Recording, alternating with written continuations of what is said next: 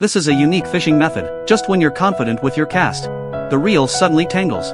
Luckily, there's a backup plan. He uses an anti-tangle rod. If it tangles, just press the switch. A comb will untangle the line, cut it, and you're good. For no tangles, try a manual reel. It looks like a spinning wheel. You see others fishing in the river. You want to try too? To avoid crowds, you drive to the mountains. You find a perfect fishing spot, but it soon gets crowded. You change spots, but fish avoid your bait. You try the lake center, expecting big fish. But it's just a small one, and you're surrounded. Don't hang bait on your hat. Big fish might mistake you for bait.